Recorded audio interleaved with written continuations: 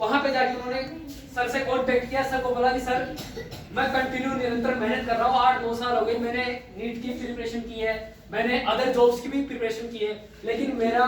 किसी भी जॉब में सिलेक्शन नहीं हो पा रहा है, लेकिन मैं कंटिन्यू अपना काम कर रहा हूँ। तो सर ने एक ही बात कहा कि भैया तेरे किस्मत में कुछ और ही लिखा है, क्योंकि तू यार इतना मेहनत कर रहा है, मतलब मैं ये देख रहा हूँ कि आप 3 बार वहां रह गए, आप किसान परिवार से आते हो, आपके पिताजी खेती-बाड़ी करते हैं, आपके पिताजी क्या करते हैं, खेती-बाड़ी करते हैं, और आपके पिताजी खेती-बाड़ी करने के बाद आप 9 साल पढ़ाई कर रहे हो, और ऐसी जगह पढ़ाई की जैसे कोटा में पढ़ाई की, तो कोटा में 1 साल के 2 लाख खर्च होते हैं, तो 3 साल के 6 लाख तो वही खर्च कर दिया, फिर बंबई पढ़ाई की 5 साल, उसके बाद उधर भी नहीं लगी उसकी जॉब। अब उसी के गांव से करीब 20 बच्चे गवर्नमेंट जॉब सेलेक्ट हो गए, तो उनके जो फैमिली थी, इनकी फैमिलियां जो गांव के बच्चे थे ना, उनकी जो फैमिली थी जो जॉब लग गए, तो मास्टर पटवारी बाबू जो भी, अरे जब पढ़ता है रोता डोलता है वो, तो उसे घर वालों को डिप्रेशन में दे दिया। लेकिन उस भैया को पता था कि मैं क्या कर रहा हूँ, कंटिन्यू अपना काम कर रहा था। उसने फर्स्ट एग्जाम दी 2018 के अंदर आईएएस की, यानी 28 साल की एज हो चुकी थी, कोई जॉब आज नहीं लगी, 28 साल की एज हो गई, कोई जॉब उसके हाथ नहीं लगी। 2018 में भैया ने एक एग्जाम दिया आईएएस का पहला। अब आईएएस के एग्जाम में 10 लाख बच्चे बैठते हैं, कितने लाख, 10 लाख बच्चे बैठते हैं, और वो 10 लाख बच्चे क्या होते हैं, अपने अपने जिला के टॉपर होते हो, टॉपर मतलब जिसकी 96%, 98%, और वहां पे वैकेंसी कितनी निकलती है, 800। अब 10 लाख बच्चे, और वो बच्चे जो बहुत ज्यादा ब्रिलियंट है, बहुत ही ज्यादा,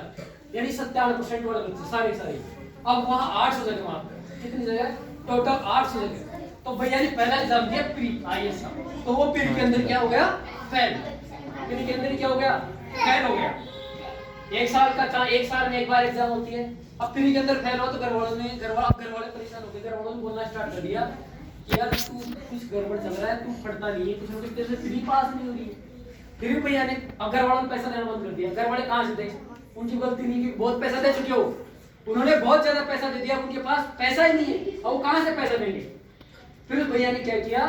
वहां पे जो भी था, एक तो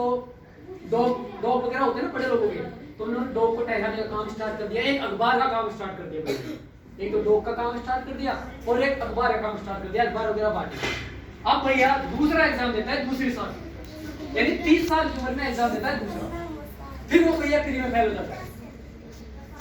आप तो उसको छोड़ देनी चाहिए पढ़ाई आपके हिसाब से, गांव वाले बहुत ज्यादा से रहते, उसके दोनों तीनों भाई जो भी कमाने में बेचारे, पूरा परिवार उस पर डिपेंडेंट था। अब उस भैया ने तीसरा एग्जाम दिया,